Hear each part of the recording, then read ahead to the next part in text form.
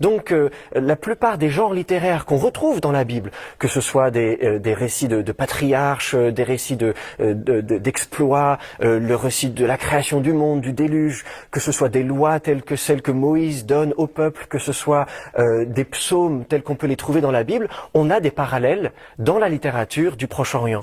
Donc ça nous montre bien qu'à l'époque, on sait écrire. Alors cette vidéo va te faire énormément du bien. Tu te poses tant de questions, comment est-ce que la Bible a été traduite.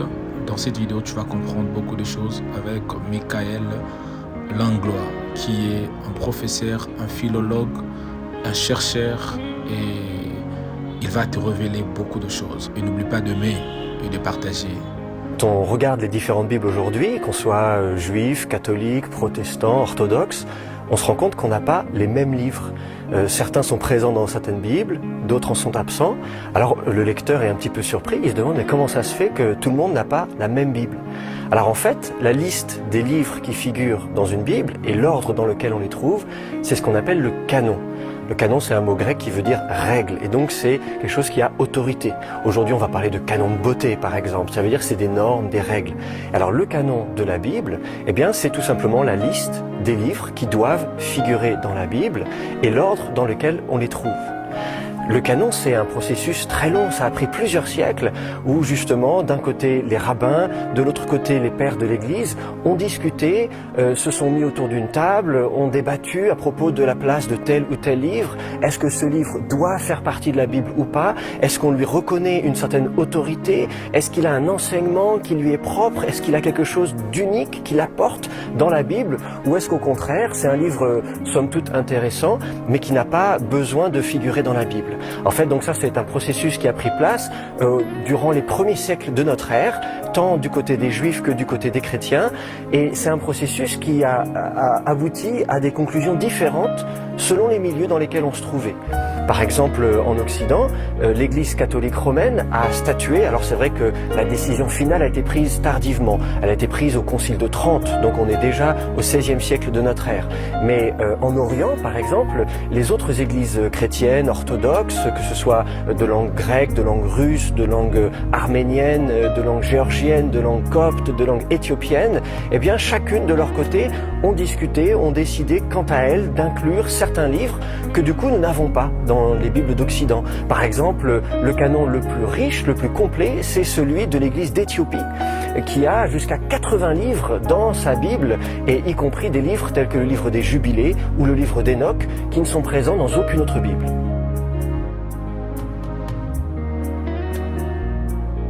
La rédaction de la Bible, c'est un très long processus et ça prend des siècles et des siècles. Et Qumran est à une période charnière de la formation de la Bible.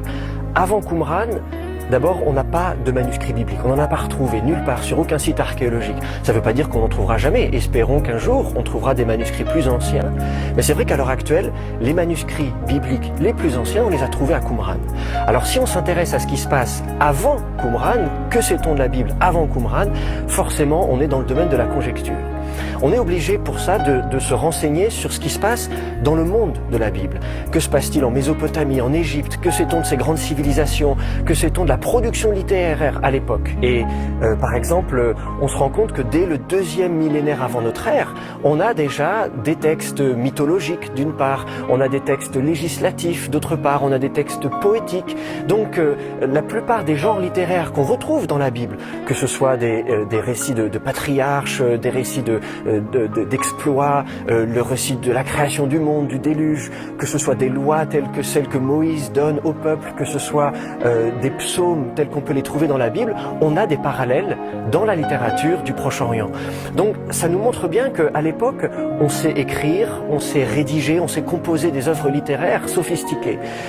Maintenant, évidemment, d'un point de vue linguistique, on se rend compte que c'est surtout au 1er millénaire avant notre ère que la Bible commence à être rédigée, vraisemblablement. Et c'est là qu'on a vraiment la composition de livres entiers de la Bible. Et pourquoi pas même, on commence à rassembler certains livres de la Bible ensemble, de faire ce qu'on appelle des corpus, pour petit à petit composer cette Bible.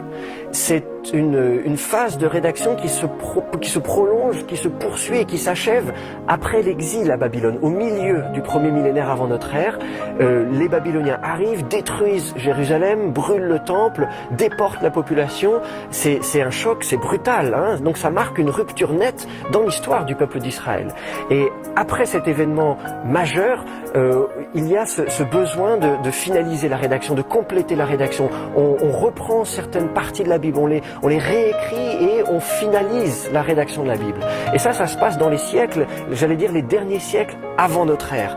On finalise la composition de la Bible. On commence déjà, d'ailleurs à l'époque, à traduire les livres de la Bible pour des juifs qui ne parlent plus hébreu, parce que certains juifs parlent araméen, d'autres juifs parlent grec, ils ne savent plus lire la Bible en hébreu. Alors on commence déjà à l'époque à traduire la Bible dans leur langue.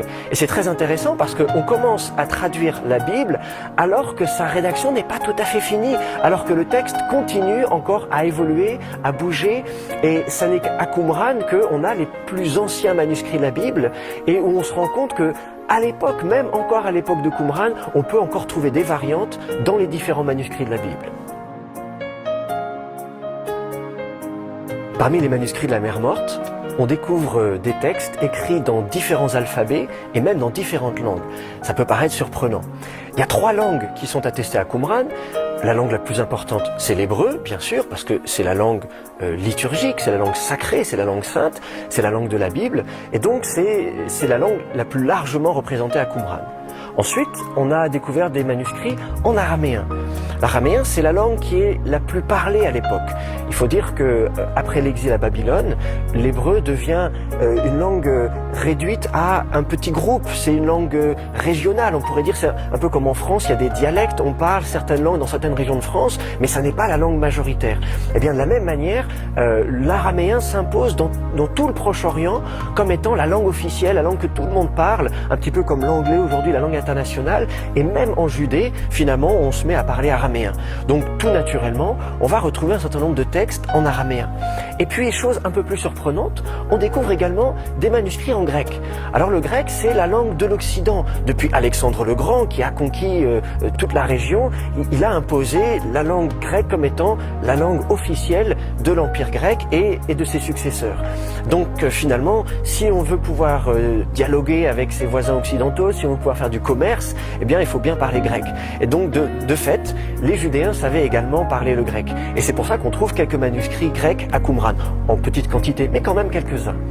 Alors c'est intéressant d'observer ces différentes langues et de remarquer également que plusieurs écritures sont utilisées. L'écriture la plus fréquente, c'est ce qu'on appelle l'écriture judéenne. Elle est empruntée à l'écriture araméenne justement, qui est l'écriture officielle la plus répandue. Et donc de fait, c'est l'écriture qu'on trouve. C'est celle qui va évoluer au fur et à mesure des siècles et qu'on va appeler l'alphabet carré. C'est celui qui est encore utilisé dans les Bibles. Quand on lit une Bible aujourd'hui ou un Talmud, eh bien l'écriture qui est utilisée, c'est cet alphabet carré. Mais on trouve également un autre alphabet qui est plus ancien. Alors du coup, on l'appelle paléo-hébraïque. Paléo, ça veut dire ancien. C'est l'alphabet qui était utilisé en Israël avant l'exil à Babylone. Donc il est très très ancien. Et en réalité, on se rend compte qu'il n'est pas vraiment utilisé en dehors. Dans les inscriptions qu'on a pu trouver à droite et à gauche sur les sites archéologiques, ça n'est pas l'écriture qu'on utilise tous les jours. Si j'écris une lettre à quelqu'un, si je veux me faire une liste de courses, je vais